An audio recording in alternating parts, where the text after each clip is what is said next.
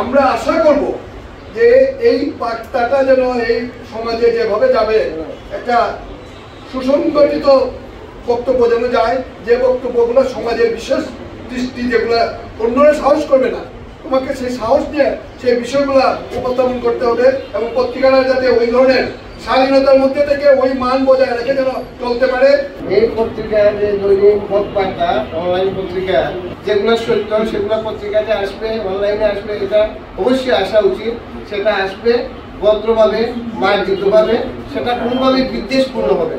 বিদ্বেষপূর্ণ হলেই সমস্যা হয় এবং এমনভাবে সংবাদ পরিবেশন করতে হবে যে যেটা মানে সমাজে কোনো অসঙ্গতি সৃষ্টি না করে, পরস্পর সমাজের মধ্যে বিদ্বেষ সৃষ্টি না করে, ধর্মীয় অনুভূতিতে আঘাত না করে, সাম্প্রদায়িকতার সৃষ্টি না করে, এইগুলো অবশ্যই খেয়াল রাখতে হবে এবং সঠিক সত্য উনি সে উদ্ঘাটন করবে সেই প্রত্যাশা রেখে। তোমার যে পত্রিকা বা মিডিয়া কেউ সত্য কথা বলতে পারে কিন্তু এখন কিছু কিছু তারপরে 100% হয়েছে না। আমি আশা করব সত্য কথা বলুক এবং সত্য কথা উপস্থাপনের পরেও যদি আমরা যারা উপদেষ্টা জেল কাটতে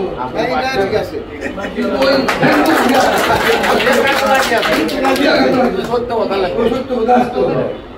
তাই এখন জ্যেষ্ঠ মেম্বার তো তাই তার কাছ থেকে যে শব্দ যাইব যাতে মার্জিত বিদেশি হয় এবং নেগেটিভ কথাও তাই যাতে একটু সুন্দর সফল হয়ে যাবে সবাই যাতে এটা মানে তাই সমালোচনা যাদের যেন এটা যেন মানে এটা যেন ভালো শব্দ হয় এটা আমরা প্রত্যাশা করি এবং আমরা যে কমিউনিটির মধ্যে মানে সাংবাদিক কমিউনিটির মধ্যে জার্নালিস্টদের মধ্যে তাদের নাম আমরা যুক্ত করতে পারি। আমরা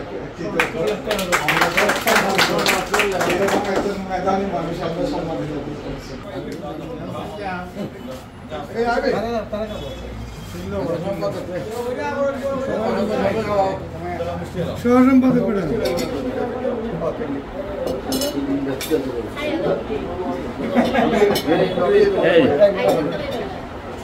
শেষকাটি অনুষ্ঠান করছে আমার কিন্তু একটা কথা আছে, অনানুষ্ঠানিক সম্পাদক সাহেব সবাই দুই উপদেষ্টার মধ্যে যিনি প্রধান উপদেষ্টা